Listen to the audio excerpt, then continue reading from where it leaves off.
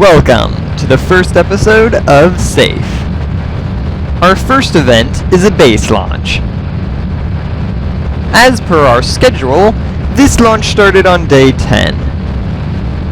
The primary objective of the launch is to get the payload into orbit at 80 kilometers and deorbit the launch vessel safely. Aside from some early bugs in loading the craft, which were not recorded, the launch went fairly smoothly. For the most part, these launches are accelerated to simulate normal speed since Kerbal's space program applies time dilation for larger craft. This means 1 second will take 1 second to pass, and you can see that in the upper left corner. It did wobble a little bit, but that is by design. More struts or a fairing would limit the wobbling, but either would cost more mass, which this craft doesn't really have room for.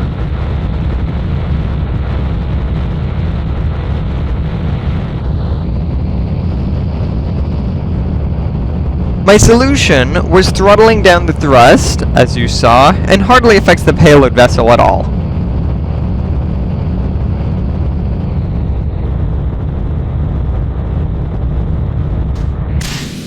Once we disengage the booster stage, we can return to full throttle.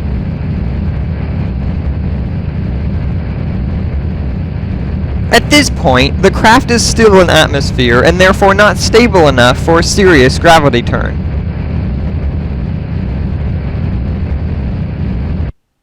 But it is stable enough for a modest gravity turn.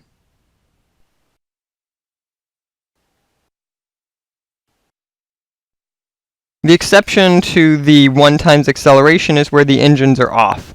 I'll speed that up anywhere from 4 times real speed to 16 times real speed.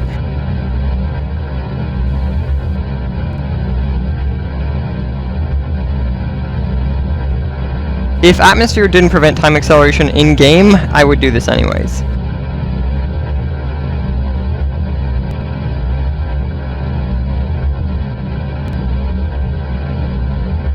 I wasn't able to use MacLeod for the larger launches because he likes to flip my craft into a spin. See, if this were dancing, I'd absolutely love such maneuvers, but in this case, I prefer to stick to the basics.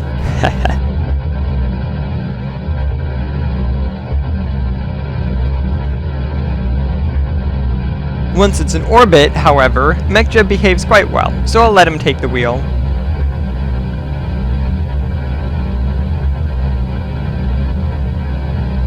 Or joystick, as it were.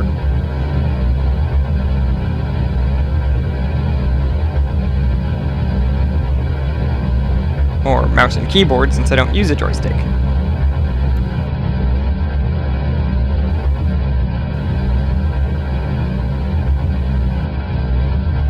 I did cut some maneuver node editing out of the video because who actually wants to see me playing with numbers and spreadsheets?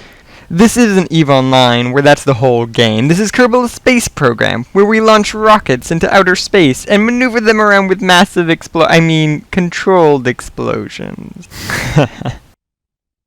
I did consider messing with the ascending and descending node with my launch vessel, but decided against it.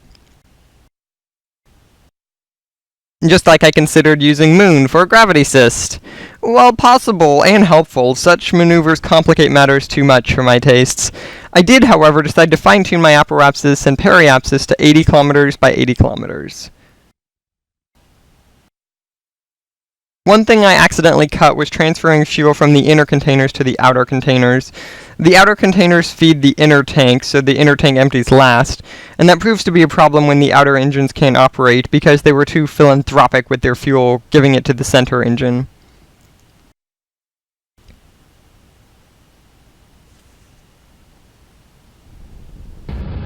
Here you can see the first simulation on the bottom right. The landing stage was aligned perfectly to impact the orbital stage. I used a tiny burst of fuel to move ahead of the orbital stage, and then burn to deorbit the remnants of the launcher. Next, I lowered the maximum thrust of the outer engines to about 42%. The central engine has the best fuel efficiency, but not enough thrust to safely land. Thus, by using less of the outer engines and all of the central engine, I can both land safely and efficiently.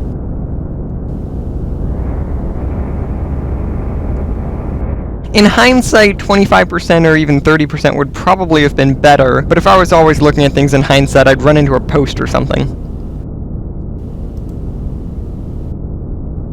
This particular landing stage is powerful enough to suffer 0 re-entry effects, but in order to avoid them, you need to adjust your velocity to match some weird curve. I just throttle up when the re-entry effects start to appear, and down afterward, to experience an average of 0 re-entry effects.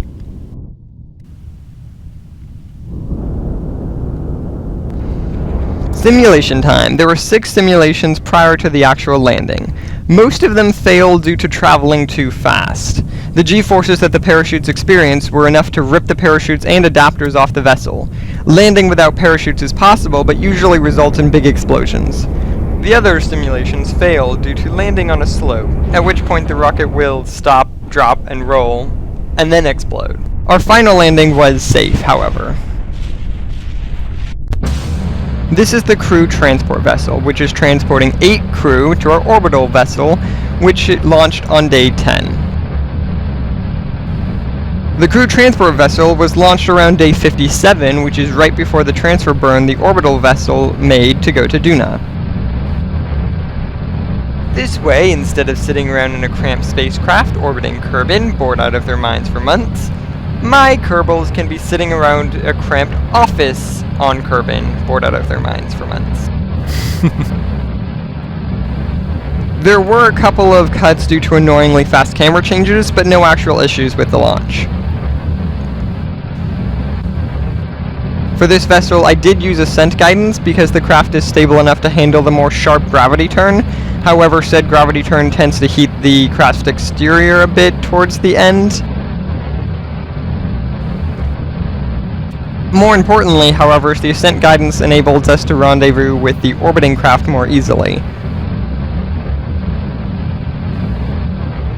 While it could probably launch into a lower or higher orbit and catch up with the vessel that way, the ascent guidance helps by cutting much of that out. Look at that sunset. Okay, it isn't that impressive, but then again, this is stock. Add in a couple of mods and I'll bet it'd look better than the real thing. The other benefit to launching the Kerbals later is that I don't have to feed them when they're on the ground. So instead of starving in space because I didn't give them enough food, they get to starve on Kerbal because I don't give them any food. Or they could eat at whatever restaurants are available near the launch center. I do wonder what Kerbals eat. I mean, in this case, they are eating RCS fuel, so maybe I don't want to know. Maneuvering to match the vessel was done with some computer assistance, but because of that, it turned out perfectly, matching velocity and transferring the crew.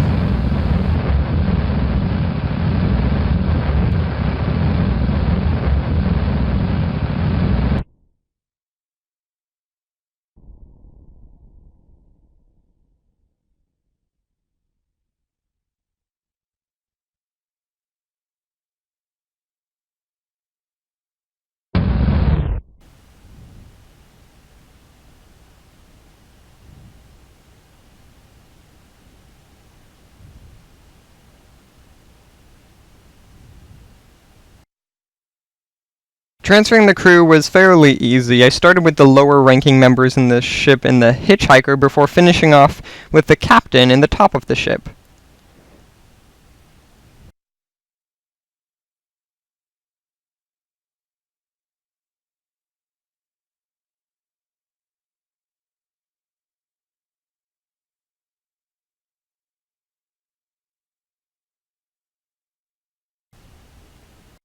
Didn't have any trouble transferring crew, except apparently I must have woken some Kerbals up from a nap, as they didn't clearly approach the ship and instead overshot it a bit. I guess that bit of hot air on ascent put them to sleep. Thankfully, the crew launcher is remotely operated and does not depend on crew actually being awake or even on board.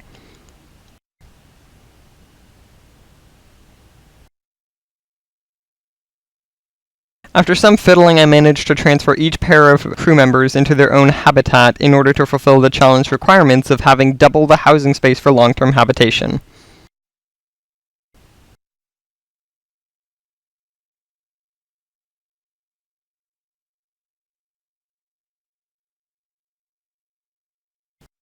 As a side note, the transfer burns featured on the forum were all off, at least for my tests, but that didn't prove to be a problem as they were close enough.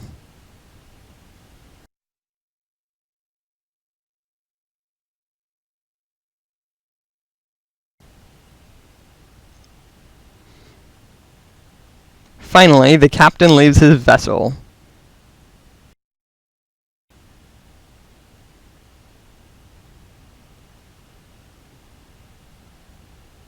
And promptly misses the target ship and bumps his head on it. Up next is deorbiting the crew transport vessel.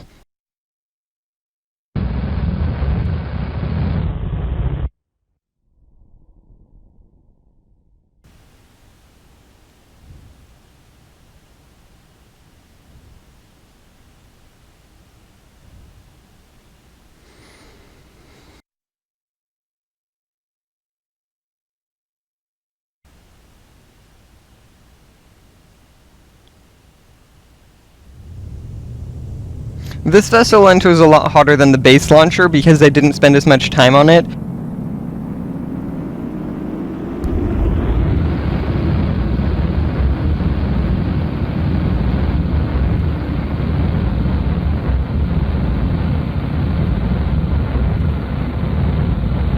And it doesn't have enough fuel to enter slow enough to avoid the re-entry effects entirely.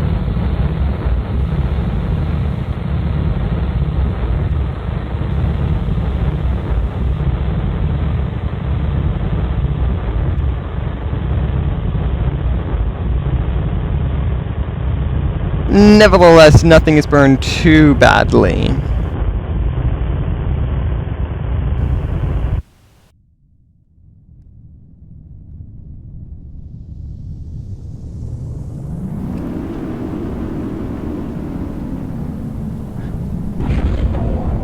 Normally I don't have high Gs on this landing, but I did this run. Good thing it already dropped off those Kerbals, am I right? For my simulation, I landed on a slope, and as usual, it stopped, dropped, and rolled down the mountain, exploding along the way. The actual vessel landed at around 10 meters per second, but it's still too fast without some thrust.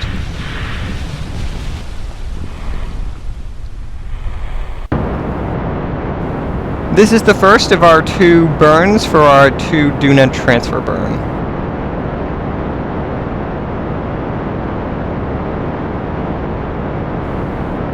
The entire burn would normally take around 1,100 meters per second change in velocity. With our mass and engine, this would take about 8 minutes.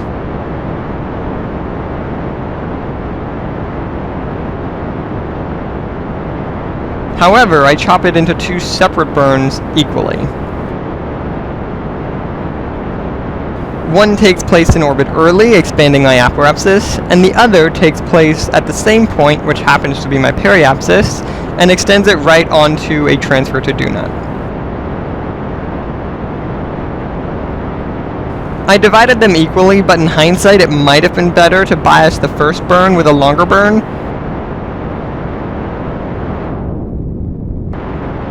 The reason is because the first burn spends more time at the periapsis than the second burn because we're moving slower on the first round.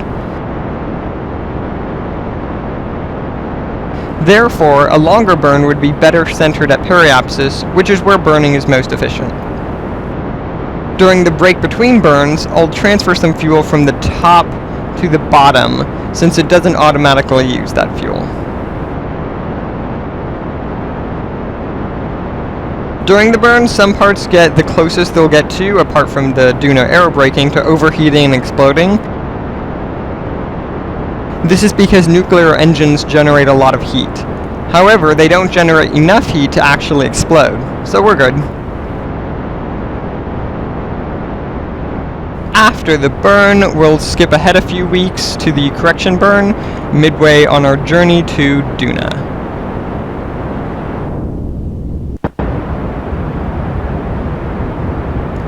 And then we'll skip to the next launch, which is a supply launcher.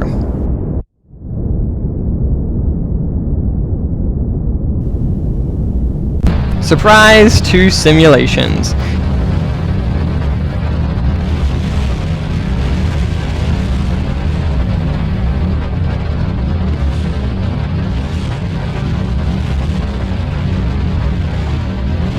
Yes, loading the ship on the launch pad occasionally results in the ship randomly exploding. Actually, time accelerating on the launch pad is the real cause of the exploding, so it's best to do so in the launch center, then load the ship when we're ready to launch. The pattern for launching the main launchers is to go straight up until we drop the booster stage,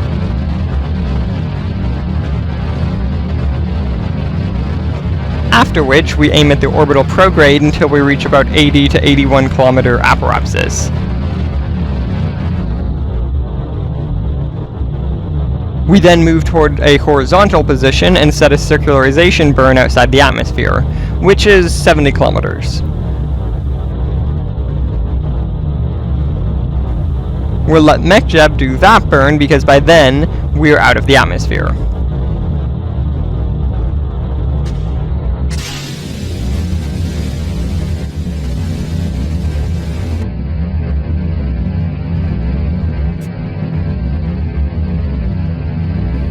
Here we are pointing towards our apoapsis, and as we get our prograde rather, and as we get our apoapsis to 81 kilometers, we skip ahead until we're outside of the atmosphere, and we have our burn ready for MacLeod to complete.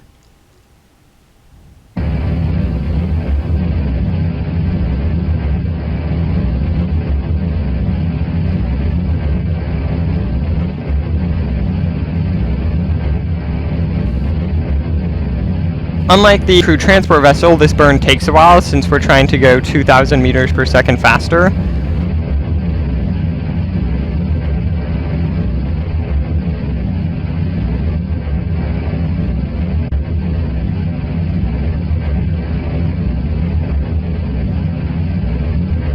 This is 4,500 miles per hour faster though.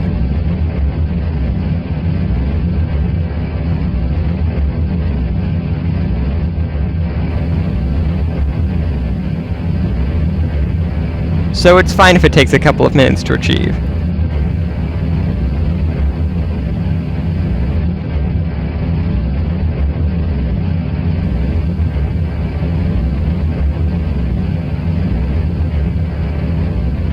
At least it isn't realistic, in which case the whole launch would take over 20 minutes.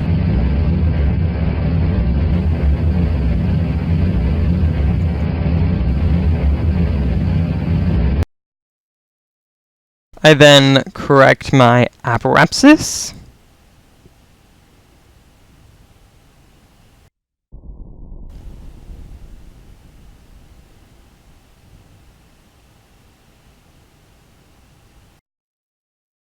And periapsis.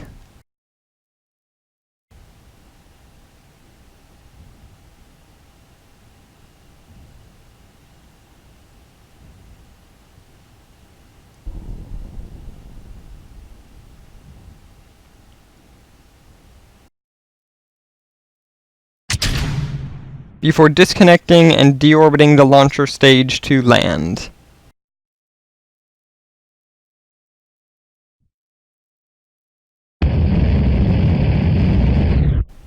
I do leave a decoupler and adapter set on the orbiting vessel, which we'll remove later, because I need to connect 2 engines to the launcher stage, which is a single large port.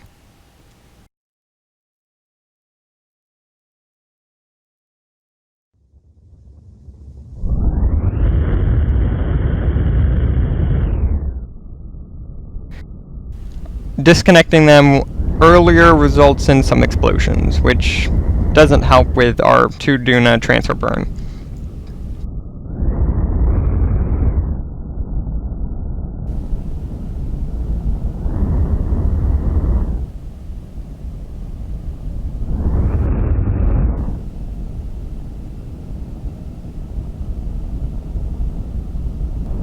In this case, there are only 2 simulations, as I learn a bit more how to land this thing.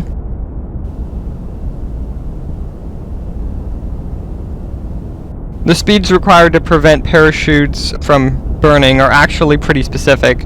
I need to be inside the second blue part of the atmosphere and traveling less than 550 meters per second for the drag chutes, and deep within the bright blue part of the atmosphere and traveling less than 50 meters per second for the main chutes. Any deviation from this will result in the adapter flying off. Again, it's possible to land if we lose the parachutes right before we land, but not if we lose them early on in the atmosphere. One simulation shows what happens when we run out of fuel in the outer containers, in which case we go too fast to slow down.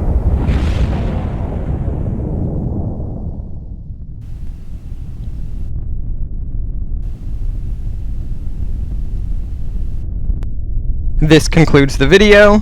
Fly safe.